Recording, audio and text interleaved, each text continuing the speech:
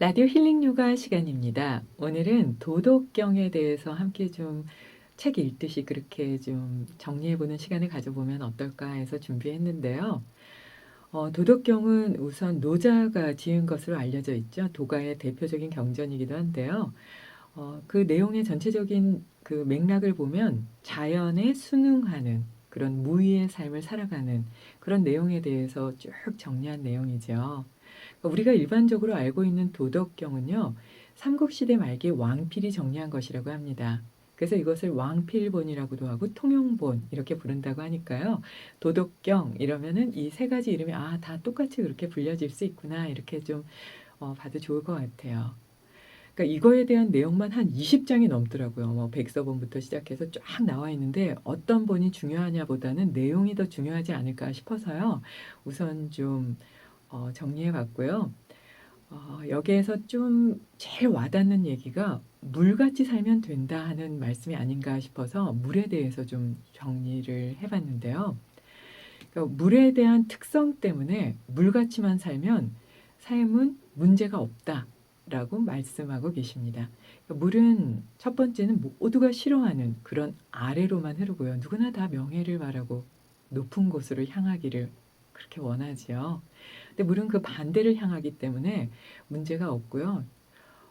좀 더 존경받으려고 하는 그런 상황이 없기 때문에 그리고 항상 이렇게 그룹을 만들어서 내 사람이야 하는 이런 게 없고 물은 그냥 받아들이고 만약에 새로운 물이 들어오게 되면 그게 냇물이건 강물이건 오염이 된 물이건 그냥 받아들이면서 그래 하고 새로운 이름으로 자신을 바꾸어서 하나가 되기 때문에 이렇게 저렇게 해도 물같이 살면 아무런 문제가 없다고 봅니다. 우선 그룹 짓는 것, 그거 자체가 삶을 좀 도태되게 만들고 주변과의 갈등을 만들게 되잖아요. 그래서 물은 겸허하게 그 흐름의 근원이 되기를 자청하기 때문에 주변에 이제 다툼이 사라지게 할 뿐 아니라 고통도 사라지게 한다고 보는데요. 무엇보다 내세우지 않기 때문에 내가 이제 생명을 살려주었다. 물이 없으면 모든 생명이 살기 어려우니까요.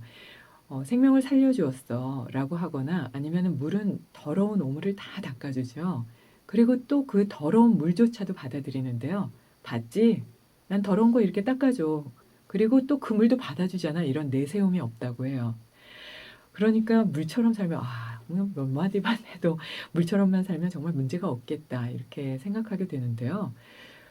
이게 이렇게 묻는 분들도 계시더라고요. 그러면 불처럼 살면요? 열정적이어서 좋지만요. 불은 위로만 타죠. 그리고 불똥이 튀면 자신도 타게 될까 봐 주변 사람들은 피하게 되는데요. 나중에 불은 태우고 나면 쟤만 남기 때문에 나한테 불처럼 살면 이익되는 게 거의 찾아보기 어렵다고 합니다. 하지만 불도 잘 조절하면요. 따뜻함과 밝음, 그리고 좋은 음식도 만들 수 있지요. 그래서 불이 좋다, 물이 좋다라고 해서는 안 되고요. 물이 또 너무 지나치면 모든 걸 다 쓸어내버려서 좀 더 괴로운 상황이 되기도 하잖아요. 그래서 적절하게 잘 활용하는 게 좋다라고 깨달은 분들은 말씀하시니까요. 나는 불 같은 삶을 살고 있는지, 나는 물 같은 삶을 따라가야 할지, 이걸 조금 더 고민해 봐야 될 것 같긴 해요. 이렇게 내세움도 없고 유유히 도와주고 나서 유유히 사라지고 그리고 내가 해야 될 일들을 그냥 조용히 할 수 있다면 삶은 진정으로 침묵하듯 그렇게 편안하고 평온할 수밖에 없다고 하는데요. 이런 물이 그냥 마냥 부드럽기만 한 건 아니고요. 그렇게 조용한 분들이 보통 힘이 세죠. 굳세고 강하기로도 물만한 것이 없다. 이렇게 전해지죠. 그래서 수천만 년을 한 방울씩 똑똑 떨어뜨려서 절벽을 만들고 동굴을 만들잖아요. 그래서 자연의 예술품을 만드는 힘 중에 물의 힘도 굉장히 크다고 보는데요. 그러고 보면 물은 정말 대단한 힘을 가졌다. 이렇게 볼 수 있습니다. 물을 본받으면 우선은 허물이 없어지기 때문에 모든 사람이 존경하게 되고 그와 함께 하기를 원하기 때문에 나도 이롭게 되고 타인도 이롭게 될 수 있다고 보는데요. 이에 대한 말씀을 명상음악과 함께 정리해 봤습니다.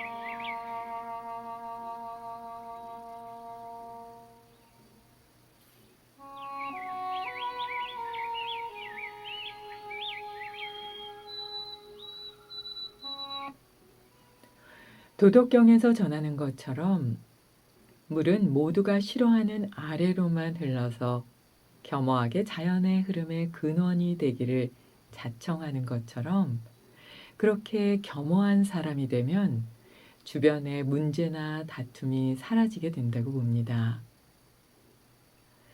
내가 했으니 라는 내세움도 없다면 삶은 자연스럽게 고요해지고 풍요로워질 수밖에 없을 텐데요. 이렇게 물을 본받으면 다툼이 없어지고 허물이 없어져서 도와 가까운 사람이 된다고 했습니다. 남이 싫어하는 일을 먼저 행하고요. 무거운 책임을 기꺼이 스스로 지면서 갖은 모욕에서도 흔들리지 않고 밝은 마음을 가질 수 있는 힘을 주는 게 물같이 사는 그런 삶이라고 합니다.